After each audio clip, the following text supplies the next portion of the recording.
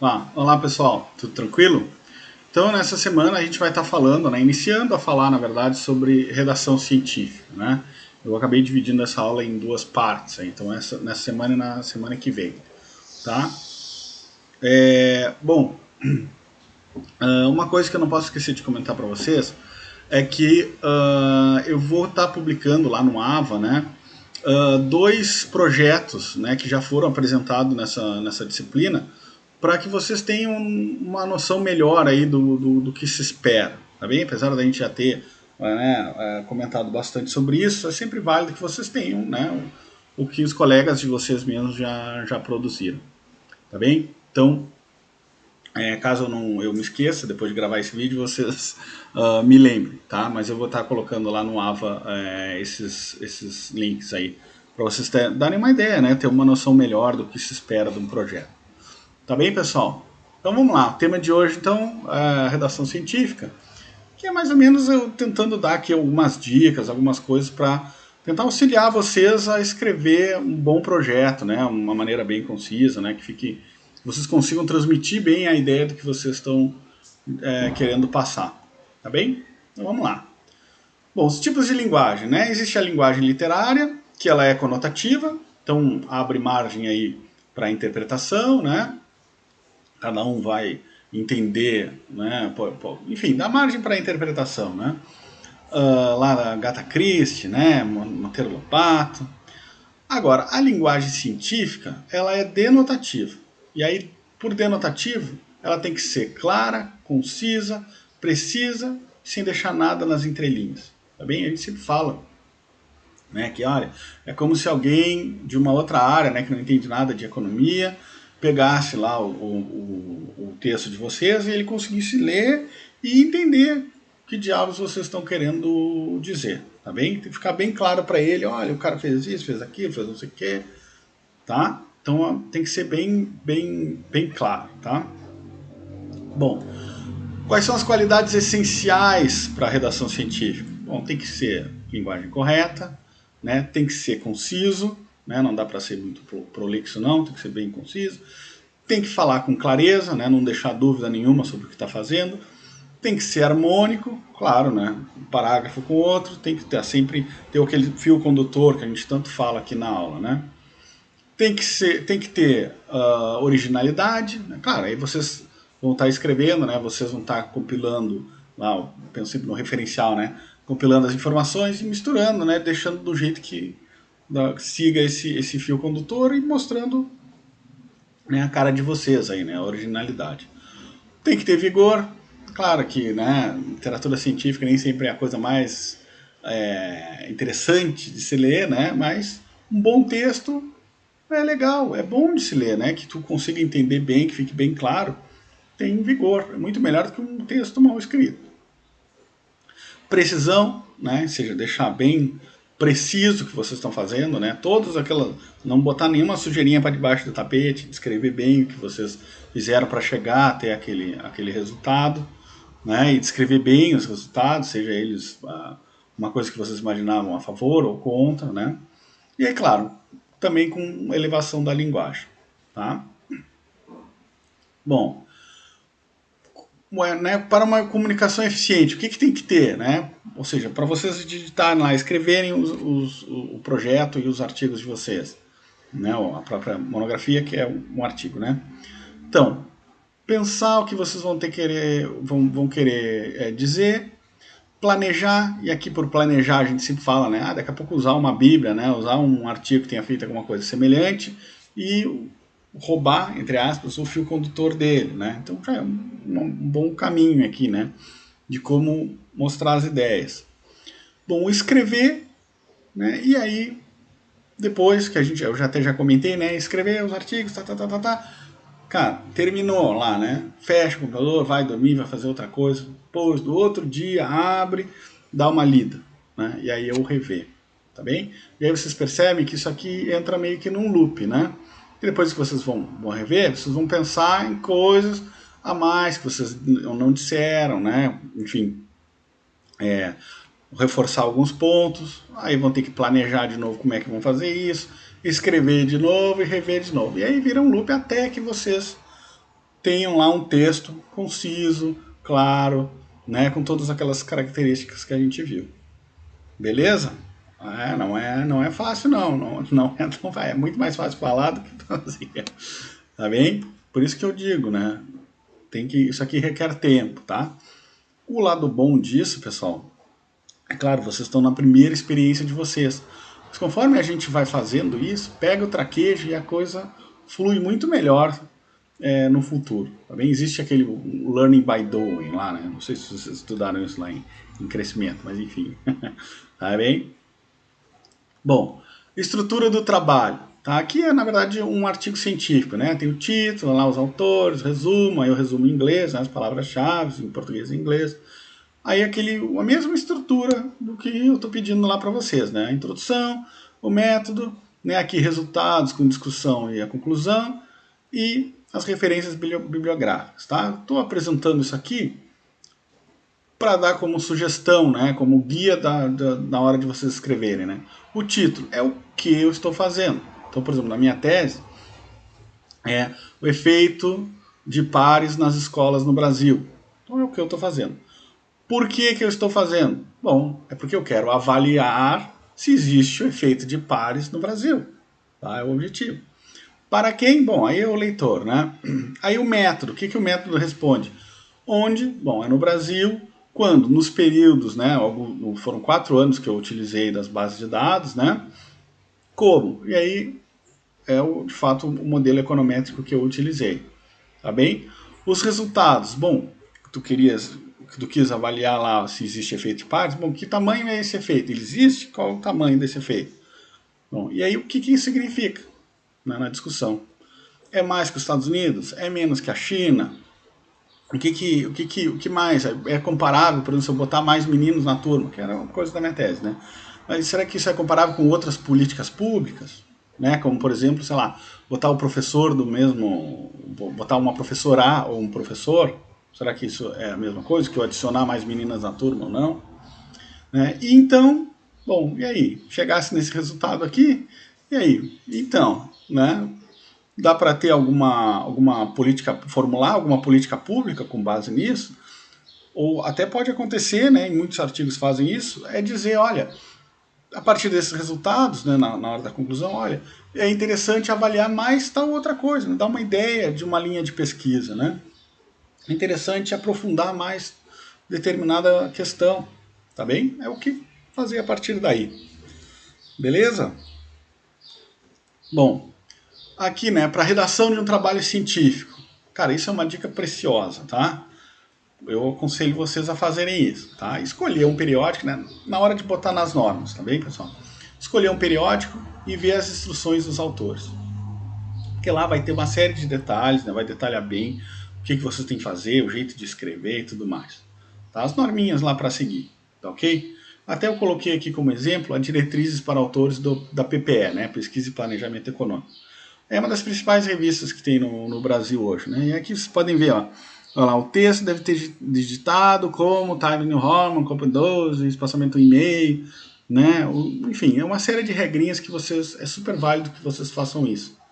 Também sigam uma revista, tá? Pode ser a Sinergia, que é aqui da FURG, que a gente, enfim, ajuda a sempre estar lendo os artigos, revisando, né? Pode ser análise econômica da URGS, enfim, pegar uma revista dessas aí. Vocês vão ver que a maioria, pelo menos aqui no Brasil, elas todas são muito parecidas. Tá bem? Então seguir essas diretrizes para os autores. Tá? Bom, e aí que estratégias para tornar o texto mais conciso? Modificar a redação. Então aquela ideia de fechar, abrir, sempre está modificando. Eliminar termos desnecessários. Empregar termos menores. Evitar repetição de palavras, que talvez um dos principais, né, que a gente sempre cai, pessoal. Eu sempre dou uma letra de repetir 20 vezes no mesmo parágrafo a mesma palavra. Toma bastante cuidado com isso. Então, vamos lá.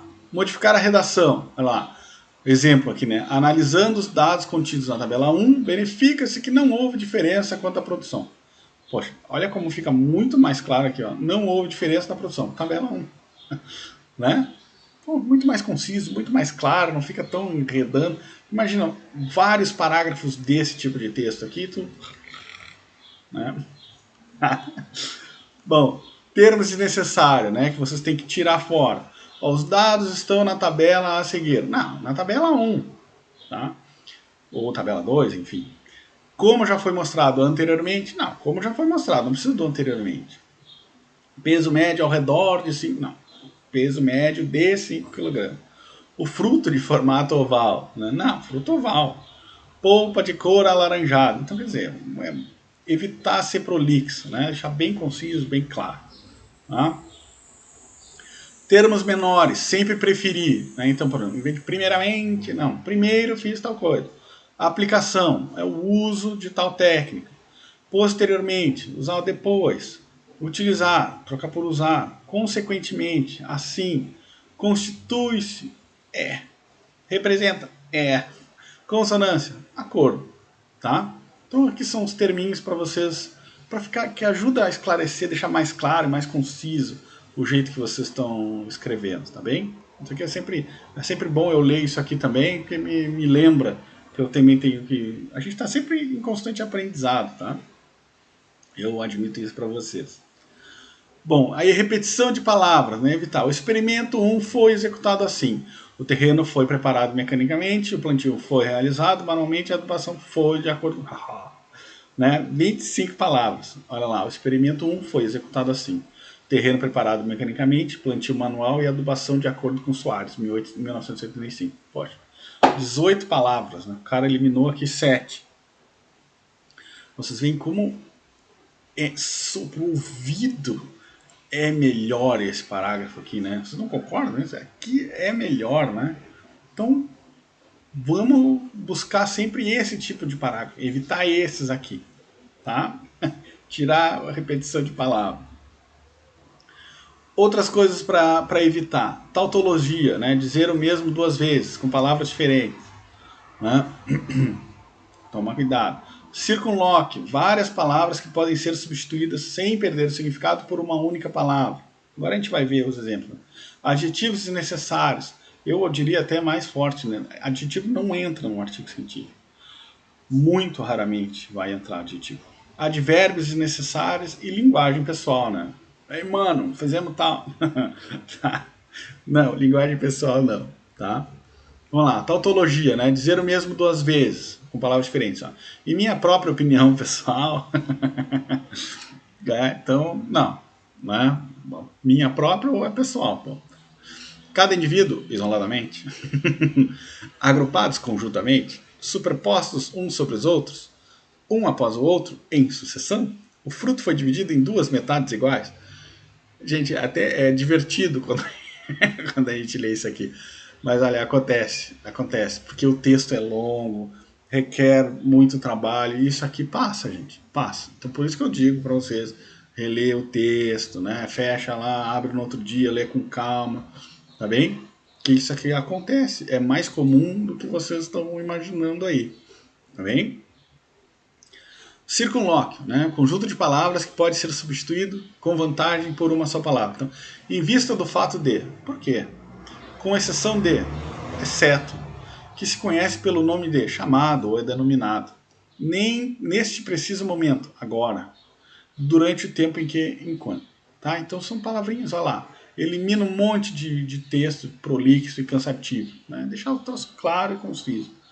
Tá bem? E mais, outras regras práticas.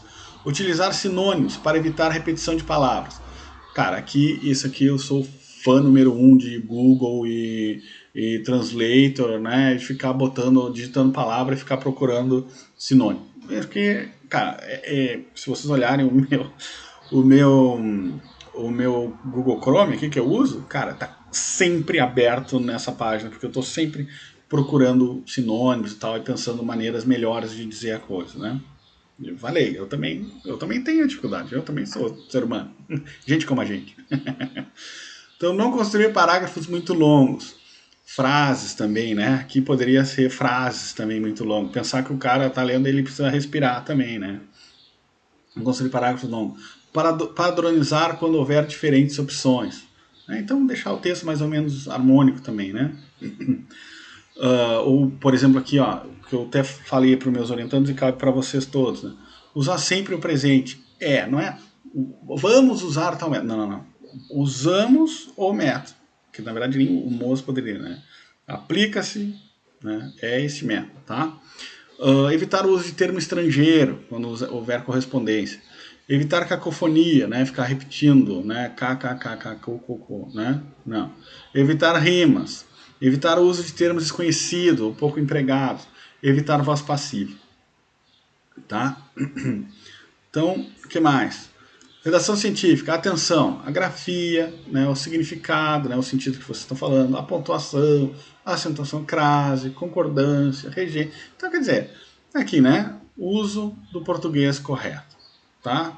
Isso aí, hoje em dia, né, o nosso excelentíssimo Word, ele já marca lá em vermelho, já marca em azul também, já nos auxilia, né? Então, para muitas dessas coisas aqui, a gente tem agradece lá a Microsoft, né? Bill Gates, valeu. Vai ficar registrado aqui em vídeo. O que mais? Emprego de maiúsculas, né? E abreviaturas, tá? Aqui uma lista de abreviaturas sempre que vocês usarem, né? Tanto no projeto como na monografia, tá ok? No artigo não precisa, tá? Bom, aí, claro, simplificar para não complicar. Não procrastines o que for de feiura ou de eira. Poxa, muito mais fácil dizer não deixe para amanhã o que podes fazer hoje. Abucéfalo de oferenda, não perquirás a conformação. Tu vê que perquiras, eu acho, sei lá como é que se diz. A conformação odôntica. Né? De cavalo dado não se olha os dentes. Tá? Não, sempre buscar o simples, não precisa falar rebuscadamente. Hein? Bom, a redação científica, né? A importância da pontuação, né? Testamento mal redigido, olha lá. Deixe os bens a minha irmã, não a meu sobrinho, jamais será paga a conta do alfaiate, nada aos pobres. Para quem iria a herança?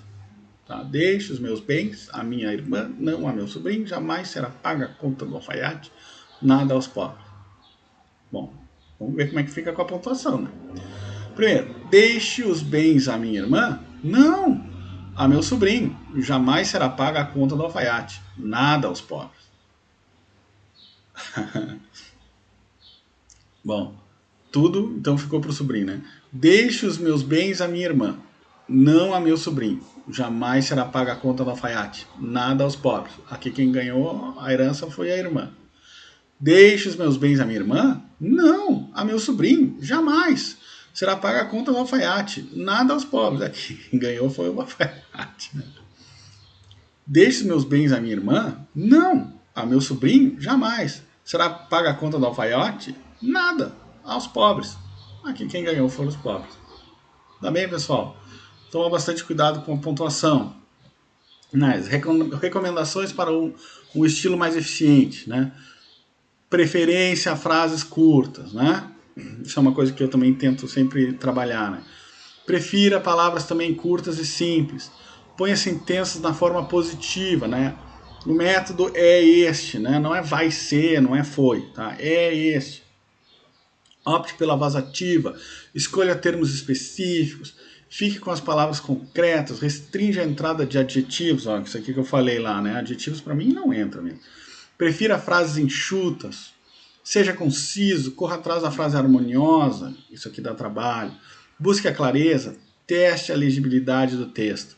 Tá bem? Então são dicas aí, sempre lendo, relendo, refazendo, né? Sempre fazendo, buscando ajustes até ficar bem, texto bem conciso. Tá ok? Bom, pessoal, então era isso aí. Na semana que vem a gente fala mais um pouquinho sobre a redação científica, tá? Um abraço e qualquer coisa me manda e-mail. Valeu? Até mais.